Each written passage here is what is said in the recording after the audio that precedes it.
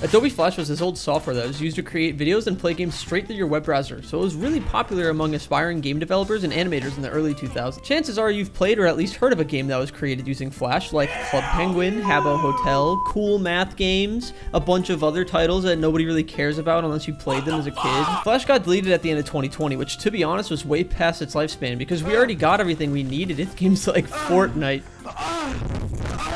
So I'm at my hotel in the Philippines a day before my flight back home, right? Bored out of my fucking mind trying to think about how I can pass the time, to the point where I almost actually sat down and recorded a Drew Gooden-style commentary video, but thankfully God intervened by giving me a better idea. I remembered when I was younger, maybe like 7 or 8, my sister got obsessed with Call of Duty and kicked me off the PlayStation forever, which forced me to do one of two things: go outside or find an alternative. Since you are watching this video, I think you can imagine which path I chose. I had to play games on my shitty family PC in the living room, which until I found Team Fortress 2 and Steam were mostly, you know, games like Club Penguin or on websites like Miniclip, but the sole purpose of this video was an RPG that I got hooked on before I can even read properly, called Dragon Fable. I had a friend show me this game on his like level 50 account, and he let me have it until I lost it, so I kept creating accounts and forgetting those too until I just gave up and abandoned it because I was too busy getting jump scared by fake tutorials on how to adopt an orange puffle before it even existed. This was the saddest jump scare I think I've ever seen, and it permanently scarred me as a kid. So I looked up this game, and to my surprise, it still exists. It even gives you the option to play in your web browser, where Adobe Flash kindly tells you to eat shit. I didn't want to download anything like this on my Mac, but it was the only way to play these games from my childhood, and my brain can't go 5 minutes without needing to do different things or else I explode. The launcher actually has all the games I played maybe twice, including the DragonQuest spin-off, where instead of it being medieval times with dragons, it's the future with mechs, which if you didn't know are actually just robot dragons. Okay, I'll just say it. These games weren't literally lost to time because the websites still get tons of traffic and do technically still exist, but before you get mad at me, please realize that nobody remembers these games anymore, and the only time Habbo Hotel is ever actually mentioned is when people are talking about 4chan. Seeing as every account I ever used was forgotten, I created a new one using my now adult brain and made my character around the only person fit for the job, Joe Biden. Since he was vice president while I played this as a child and is somehow our president now, potential truly does not discriminate age. All these low quality sound effects that sound like they're coming out of a smashed radio and the early 2000s meta humor is something I feel a very niche sense of nostalgia for. A childhood I wasted staring at a box full of bright multicolored dots instead of doing sports or some shit. All of this footage was recorded in either an airport or on an airplane, so this whole experience is a fever dream as I just kind of mindlessly walk around this 15-year-old game while I'm 6 miles into the sky. Not even 5 minutes into playing, Joe Biden does what only Joe Biden can and punts a defenseless animal in need of help. Why did you give me the option to do it if you're gonna get mad at me for it? Joe Biden was obviously confused and didn't know what to do, and suddenly he's the meanest player ever? He makes up for it though by taking on the first enemy of many. It's just like I remember.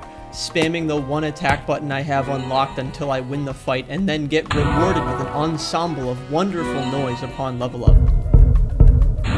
The premise of this game is that there's this black box this lady is holding, and they very unsubtly tell us that we're some chosen one after the very first enemy, so this game has about the same pacing with storytelling as one of my videos. She tells us that she's taking her and her seemingly important black box through a shortcut in the woods instead of going to the safe town directly in front of her. I just can't take this game seriously when I got fucking sitcom Joe Biden saying shit like, "Well, I doubt my day can get any stranger than this."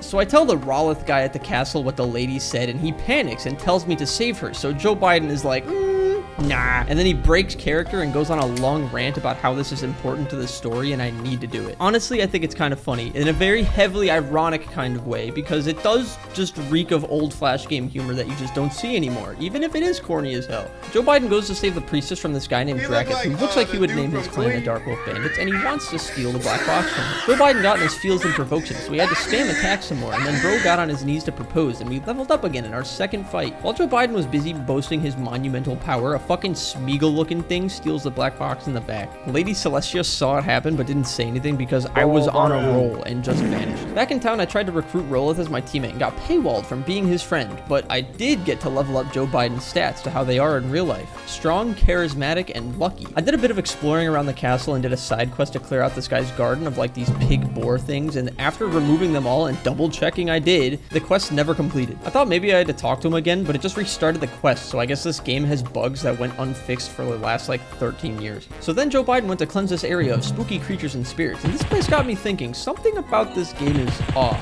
but I can't quite figure out what it is. Is it that Joe Biden just doesn't look that old yet? I mean, I guess it could just be a younger version of him, so that's not really it. Oh, the combat is just really repetitive. I get that there really isn't much you can do with a 2D fighter, and it's less about the combat and more about the strategy, but damn, if it weren't for the fact that I was 11,000 meters in the air right now, I probably would have gone and done something else an hour ago. It's alright though, because fighting a skeleton boss at the end named Sarcophagus and then getting a new weapon made it all worth it. There's also quests that give you nothing and just kind of waste your time for a gag that people only would have found funny in like 2010. The silence here is just deafening, and then just... The celebratory horns with your reward being 0 XP and 0 gold was worth at least a sharp exhale out my nose and a slight smile, but I can pretty much laugh at anything, so that's a low bar. After those quests, I finally went to do the main story again and realized I may have power leveled a little bit too much. Joe Biden also meets this silly little guy who is basically like the emo version of that dude we sent into space from earlier. He's also an asshole, so he's basically my favorite character so far. Crossing the bridge to the next town over when this Hydra thing appeared, and it's dead. It also conveniently died over the spot it destroyed, making it the least efficient material for repairing bridges ever, since it's going to decompose and collapse again. Joe Biden finds the Grim Reaper, and we receive probably the best piece of dialogue so far, and it's not even close. Death sells these things called Doom weapons, and honestly, I thought they would have been the most appropriate thing for Joe Biden to wield. However, looking at the store, 99% of it is paywalled, since you have to pay to get the dragon coins, so that sucks. Either that, or I find 28,000 gold somehow. I'm only getting like 3 fucking gold max per battle, so that's not happening. Okay, this part is weird. Alina is a potion lady in town who has quests about Rolith proposing to her because they are actually based off the game's designers in real life who I think got married. I don't want to pay attention to the scene because picturing the lead programmer putting himself into the game like this is just so fucking goofy. I mean, it's a reference to those ancient Old Spice commercials, and I already know that Rolith is not an accurate portrayal of the motherfucker who designed him. So the whole point of this quest is about how his dogs are upset that he's getting married and they kidnap his girlfriend and we have to get her back. This whole time, Joe Biden is just awkwardly standing in the back making third wheel comments about this, and it's just so bad. Oh, and by the way, Rolith is unbelievably overpowered, so it's no wonder he's locked behind a paywall. I understand that this is a way to connect their player base to their milestones in real life, but I don't know, man. I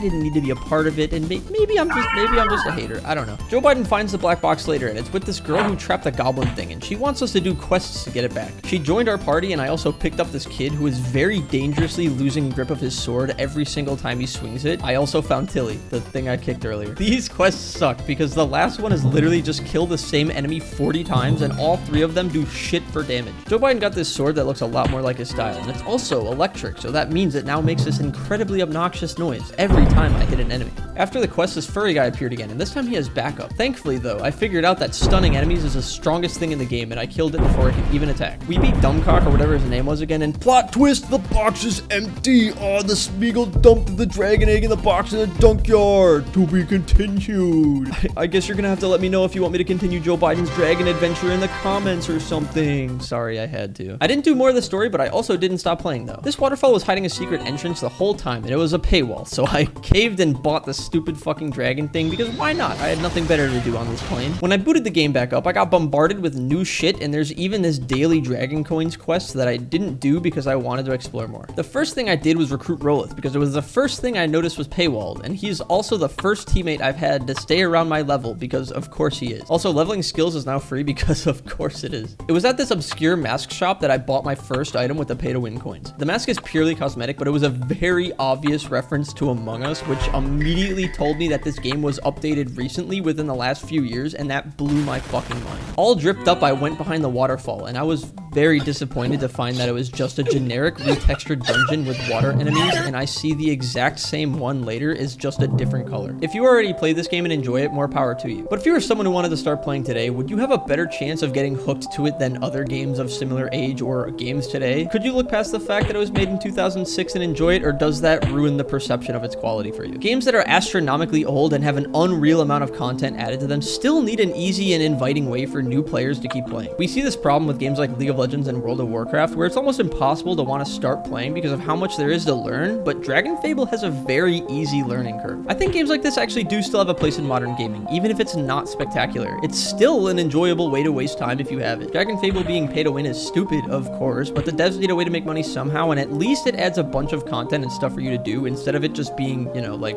pay for good items. The one complaint I have with this game is if you lose internet, you're fucked. Why do I need the internet to play this single player game? Oh, also subscribe for more shitposts in the future.